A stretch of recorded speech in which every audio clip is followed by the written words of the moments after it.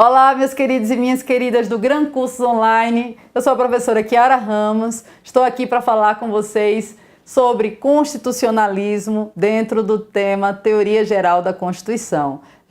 E nós estávamos falando anteriormente sobre o constitucionalismo antigo e dizendo que quem adota a ideia de um constitucionalismo antigo adota uma ideia ampla de Constituição. Significa o quê? Significa que sempre que houver limitação no exercício do poder, sempre que houverem regras, leis a quais se submetam os governantes, nós temos uma Constituição, um constitucionalismo. E por isso se fala em constitucionalismo entre os gregos e entre os hebreus. Os gregos por causa do Senado, da democracia grega, das leis que se criavam e que obrigavam a todos os cidadãos e também aos governantes, não só aos governados, e os hebreus também pelas regras que tinham aí de fundo também teológico, de fundo religioso, mas que limitava o poder do rei. Depois a gente passou uma grande fase sem constituições, como vimos.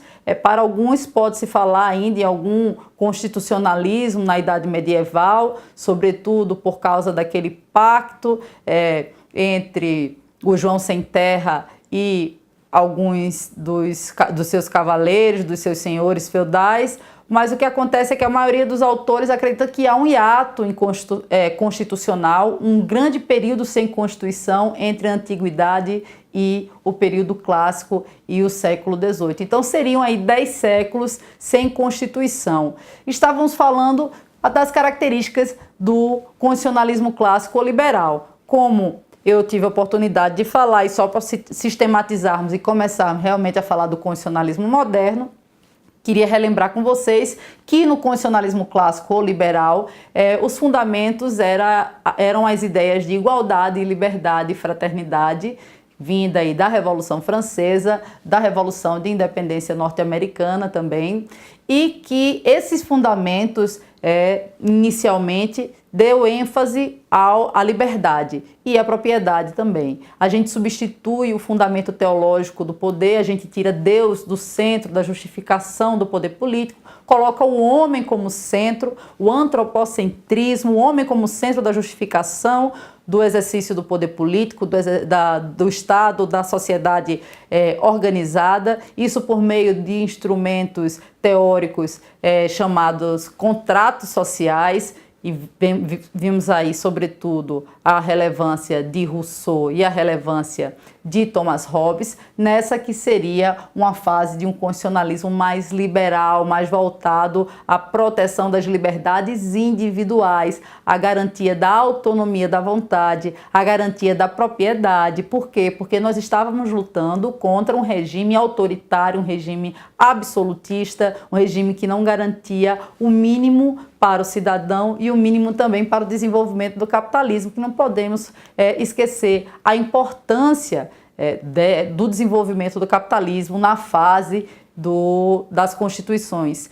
Nesse momento a gente tem os direitos fundamentais de primeira geração ou primeira dimensão, que é justamente isso: liberdade, autonomia da vontade, o próprio direito à propriedade, a não violação do lar, ou seja, diversas garantias individuais, como o habeas corpus, tudo surge nesse momento desse constitucionalismo clássico ou liberal, que coincide justamente com o Estado liberal, com o Estado que não intervém no exercício da autonomia da vontade dos indivíduos. E eu falei que isso gerou um certo caos social, isso gerou uma certa diferença, uma certa exploração do homem pelo homem, sobretudo no que diz respeito à liberdade de contratar e naquela expressão muito comum no direito civil do pacta sunt servanda, ou seja, os pactos devem ser observados, os contratos devem ser obedecidos. Então, não se teorizava sobre direitos mínimos do trabalhador, por exemplo. Então, se o trabalhador era livre para aceitar trabalhar 16 horas por dia para ganhar um salário ínfimo, isso era considerado como uma liberdade. Aí eu costumo dizer que essa é a liberdade de não passar fome. Que tipo de liberdade é essa em que você tem um sujeito que tem a detenção dos meios de produção e tem os recursos materiais e é colocado no mesmo grau de igualdade daquele que não tem nem como subsistir, nem como se alimentar. Essa é a liberdade de morrer de fome, essa foi a liberdade garantida aqui no início do constitucionalismo, no constitucionalismo clássico e liberal. E depois da Segunda Guerra Mundial, essa situação se tornou insustentável. Vamos aqui no slide comigo falar, portanto, como é que houve essa transição do constitucionalismo clássico liberal para o constitucionalismo moderno. Esse constitucionalismo moderno, ele surge justamente em face desse esgotamento do próprio Estado liberal, e não só em razão da Primeira Guerra Mundial e do fim da Primeira Guerra Mundial e de tudo aquilo que surgiu com estados destruídos nesse momento pós-guerra, mas também pela quebra da ideologia, da filosofia econômica que fundava o Estado liberal. Vindo aqui comigo, quem já ouviu falar na livre mão do mercado? Ou seja, o próprio mercado se regula. Não é preciso que o Estado intervenha na economia, né? Isso foi desmentido faticamente, essa teoria de Adam Smith foi desmentida faticamente quando a Bolsa de Valores de Nova York, em 1929, quebra em razão da superprodução. Então, nesse momento, se viu a necessidade de intervenção do Estado.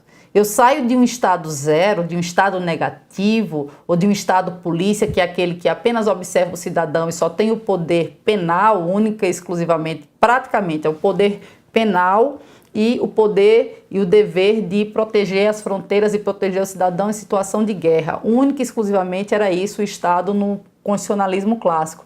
No constitucionalismo moderno, a gente precisa de um Estado ativo, a gente precisa de um Estado que pense no bem-estar social. Nós precisamos de um Estado que substitua a lógica única e exclusiva da liberdade e coloque também em questão a sociedade como um todo, porque não só de indivíduos e não apenas os indivíduos devem ser considerados pela Constituição. Se considerarmos apenas os indivíduos, nós não temos pacificação social, nós não temos a Constituição cumprindo o seu papel social. E é nesse contexto que o Estado liberal começa a sua falência e surge, em contrapartida, o Estado do bem-estar social, o Estado intervencionalista. É aquele que deixa de ser um Estado mínimo para ser um Estado interventor. Ele vai, inclusive, intervir diretamente na economia, tanto na reconstrução daqueles países que foram assolados pela guerra, porque você imagina uma Alemanha, uma França, destruídas, cidades destruídas pela guerra, quem iria reconstruir aquilo? Quem iria reconstruir os estados? Justamente é necessário uma atuação proativa e não negativa do Estado, e com isso também há necessidade de desenvolvimento da própria economia mais uma vez. E quem é que vai tentar reerguer a economia? O Estado. Aí nós saímos do momento de um Estado mínimo para um momento de um Estado de bem-estar social, o welfare state.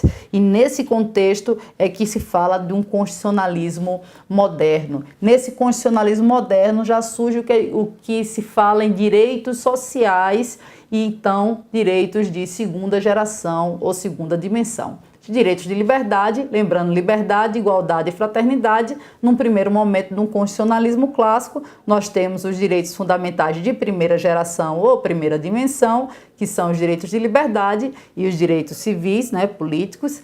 E num segundo momento, já e com a falência do Estado liberal, com o surgimento do Estado social, a necessidade também de se prever direitos de igualdade. E aqui as máximas da Revolução Francesa, liberdade e igualdade, já começam a se materializar. Chiara, significa que quando surge a lógica de direitos de igualdade, a liberdade é suprimida? Não, coexistem. Os direitos de liberdade continuam a coexistir com os direitos de igualdade. Por isso que alguns autores criticam a expressão geração, porque geração demonstra, de certa forma, que a geração anterior está ultrapassada e inutilizada.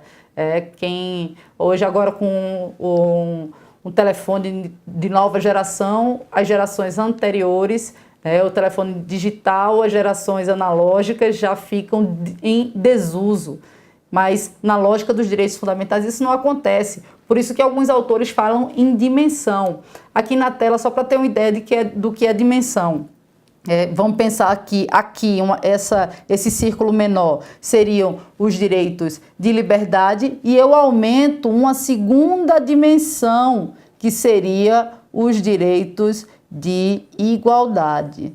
E esses direitos de igualdade, eu estou falando dos direitos sociais, estou falando também dos direitos de segunda dimensão. Direitos fundamentais de segunda dimensão. Então, esse constitucionalismo moderno, ele se caracteriza por um Estado forte, pelo chamado Estado do bem-estar social, ou Estado social de direito, e ele vem com uma função mais proativa para garantir, não garantir apenas os direitos individuais, mas para realizar os direitos sociais, né? É aqui nesse momento que surgem os direitos mínimos dos trabalhadores, e aqui nós temos como exemplo as constituições do México de 1917, nós temos no Brasil a Constituição de 1934, que são constituições que garantem direitos sociais mínimos, garantem direitos dos trabalhadores e garante a visualização de um Estado preocupado com o bem-estar da sociedade e não apenas com a garantia da liberdade dos indivíduos. Kiara, após isso, nós temos o constitucionalismo contemporâneo, ainda aqui na tela, constitucionalismo contemporâneo pós-1945. E esse constitucionalismo contemporâneo, alguns costumam chamar de neoconstitucionalismo. Mas vamos lá, vamos conversar um pouco sobre o constitucionalismo contemporâneo. Primeiro, a noção de garantir indivíduos exclusivamente e sociedade exclusivamente e social exclusivamente passa a ser ultrapassada, né? Passa a ser considerada limitada, porque começam a surgir novos sujeitos de direito. E nesse contexto começa a surgir a necessidade de se preservar os direitos também das gerações futuras. E vem direitos fundamentais de terceira dimensão. Aqui na tela, se a gente volta, é como se fosse um outro círculo aqui com os direitos de terceira dimensão. Direitos de terceira dimensão são justamente os direitos aí ao meio ambiente ecologicamente equilibrado. São direitos, além disso, ao patrimônio histórico e cultural, são direitos que não são da sociedade em si, mas são do homem como um todo, do ser humano como um todo.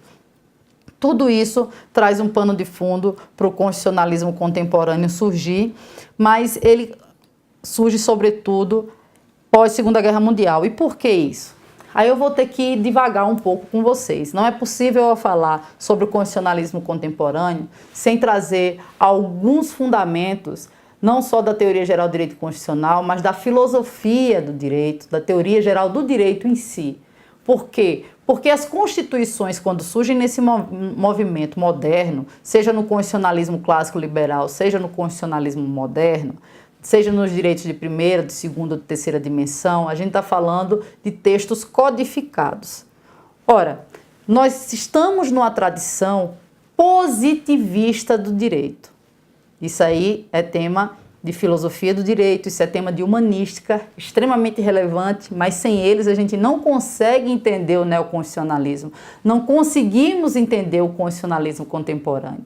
O que significou o positivismo jurídico nesse contexto? Significou uma tendência de separação entre o direito e religião, entre o direito e a economia, entre direito e valores, inclusive. É colocar o direito e as leis como acima de tudo isso. A legitimidade democrática, a escolha de representantes e a confecção das leis fazem com que elas sejam intocáveis. A interpretação daquelas normas inicialmente deveriam ser literais. Isso diziam os exegetas, a escola da exegese francesa, Código Civil de Napoleão, 1804, aí coincidente com o constitucionalismo clássico. Nesse momento a gente tem um chamado fetichismo legal. A lei deve ser aplicada, a lei deve ser obedecida, ela não pode ser questionada e, de certa forma, há uma cisão entre o que é legal e o que é justo, porque não importa se é justo. Não se questiona, não se reflete a justiça da determinada decisão. Se reflete apenas se aplicou a lei ao caso concreto. A lógica, portanto, é de um silogismo. Eu tenho um caso concreto, o legislador previu, se ele previu, é só o aplicador do direito, e nesse caso eu posso falar apenas aplicador, que um robô, se houvesse um robô naquela época, teria essa capacidade de fazer, fazia a subsunção do caso concreto à lei e assim resolveria o problema pacificando, solucionando aquele conflito social. Mas sabemos, senhores, que não é bem assim. A sociedade é muito mais complexa do que isso. O legislador não tem a capacidade de prever todas as situações fáticas que vão acontecer, muito menos no ponto de vista constitucional, muito menos no ponto de vista de evolução social. O quanto houve de transformação do século XVIII até pós-Segunda Guerra Mundial. Mas a teoria do direito, nesse momento, estava tentando ser uma teoria pura. E aí a gente fala do normativismo keynesiano. A gente fala de uma teoria pura do direito. Não é um direito puro, mas é uma teoria que se preocupa única e exclusivamente com a lógica de que só o direito pode fundamentar o direito. Qual é o medo? Qual era o temor dos teóricos? Era de que outros fundamentos, né, que os valores políticos, religiosos, adentrassem novamente no campo do direito e a gente perdesse esse campo de liberdade que as leis nos deram.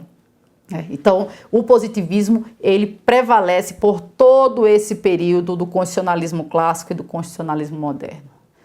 Acontece, senhores, que o normativismo, ao propor que o próprio direito fundamenta o direito, como é isso? Nós teremos a oportunidade depois de ver a concepção de direito de Kelsen. Kelsen diz que o que é que fundamenta uma norma jurídica?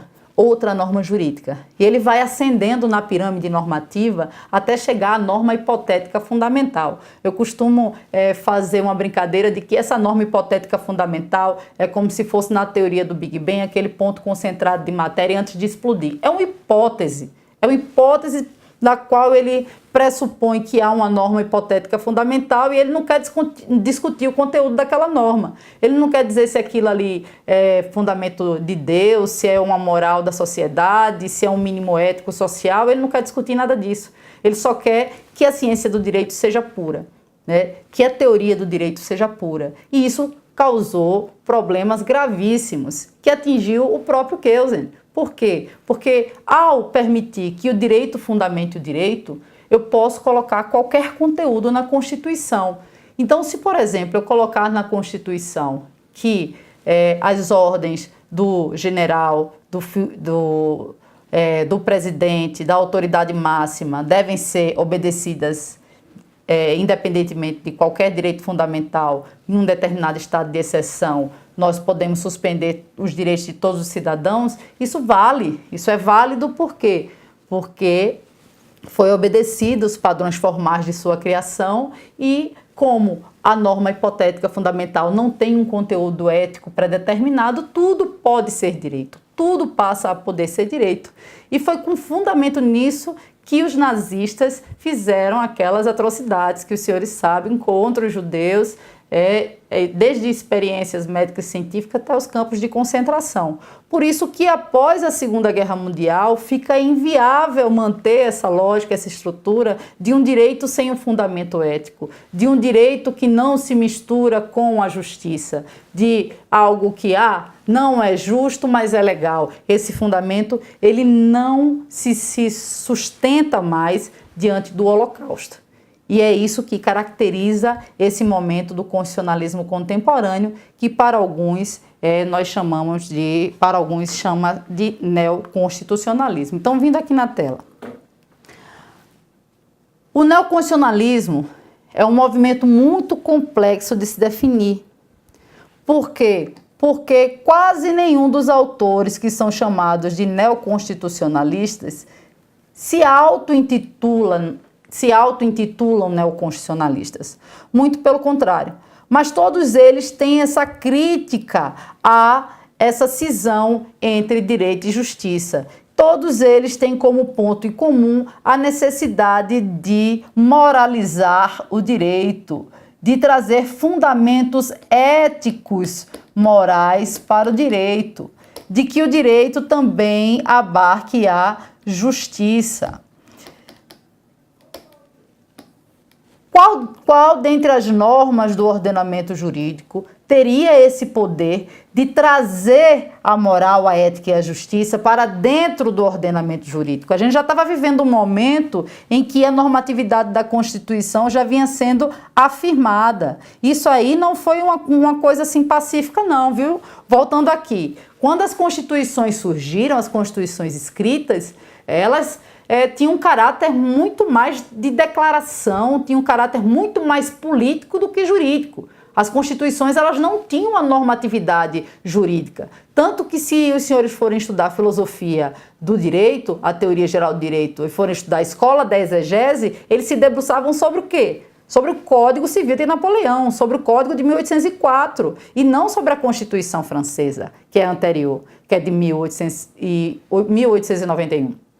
Eles se debruçavam sobre o Código de Napoleão, porque para eles era o exercício da liberdade e da autonomia da vontade. Não existia essa lógica de que a Constituição era a norma superior, suprema e que devia todas as demais se adequarem a ela. Isso é algo que surge com o constitucionalismo contemporâneo. Isso é algo que surge... Sim, começa embrionariamente com o constitucionalismo moderno, sobretudo com o normativismo keynesiano, sobretudo com a concepção também de Carl Schmitt, de um ordenamento jurídico piramidal, no qual existe uma hierarquia entre as normas jurídicas e acima de todas elas estaria a Constituição. Por quê? Quais das normas jurídicas que conhecemos têm, assim, a semântica mais aberta, mais propícia a garantir que a justiça, os princípios, os valores e, sobretudo, a dignidade da pessoa humana adentre o ordenamento jurídico e fundamente todas as demais normas? Apenas a Constituição. Então, a Constituição, por esse seu caráter político, mas também pedagógico e jurídico, ela permite que a gente tenha uma reaproximação entre moral, ética e justiça. E esse é o novo constitucionalismo, esse é o constitucionalismo contemporâneo. É aquele que não se satisfaz em garantir os direitos individuais, os direitos de liberdade, de cidadania, os direitos sociais, os direitos coletivos, os direitos de fraternidade, que são os direitos de terceira dimensão, mas também é uma Constituição que quer aproximar o direito dos valores, a moral, a ética, adentrar a justiça. Nesse contexto, aquela obra de John Rawls, A Teoria da Justiça, é de fundamental importância. Então, são vários autores que se colocam, desde John Rawls a Robert Alexy, Ronald Dworkin, Habermas, Zagrebelsky, tantos e tantos e tantos, que fica difícil você limitar o que seria o neoconstitucionalismo. Mas algumas características são comuns a todos e são elas que eu vou destacar aqui, vindo aqui para a tela, porque são elas que costumam ser cobradas pelas nossas bancas de concurso e apesar de todas as digressões para que os senhores entendam o contexto do conteúdo, é necessário que a gente sistematize como é que vai estar na minha prova, Kiara. Neoconstitucionalismo. O que é que vai caracterizar o neoconstitucionalismo? Primeiro dele, normatividade da Constituição. Conrad Hess vem falar sobre isso, sobre a força normativa da Constituição. Kiara, mas isso é óbvio, não é? Voltando aqui na tela. A Constituição é uma norma jurídica, isso é óbvio, né? Não, senhores e senhoras. Eu acabei de dizer que chegou um determinado momento e que se questionava, se achava que a Constituição era uma mera carta de declaração política de intenções ou que só valia para o poder público. A Constituição, como uma norma jurídica obrigatória, cogente, ela vem ser defendida realmente na contemporaneidade. É no estágio do constitucionalismo contemporâneo. Força normativa da Constituição. A Constituição não é um conselho, é uma norma. E a sua desobediência gera uma sanção. Qual é a sanção? Vamos pensar comigo. Qual é a sanção, qual é a pena de não se obedecer à Constituição? É justamente que aquele determinado norma, aquele determinado ato normativo, aquele determinado ato seja declarado inconstitucional, nulo, inválido. Por quê? Porque dentro da conformidade piramidal e da estrutura piramidal do ordenamento jurídico, a norma inferior tem que estar condizente com a norma que lhe é superior. E nesse contexto, a força normativa da Constituição garante que todos os diplomas legais que sejam inferiores à Constituição devam obedecer aos seus princípios, aos seus preceitos e, no caso do constitucionalismo contemporâneo, sobretudo, a dignidade da pessoa humana e a justiça social. Voltando aqui para a tela, como consequência da normatividade da Constituição, a superioridade da Constituição. Ou seja, tanto no contexto formal quanto na rigidez. A Constituição é a norma mais difícil de alterar, ela está aqui no ápice da minha pirâmide normativa, ela é formalmente superior, não importa qual conteúdo esteja nela,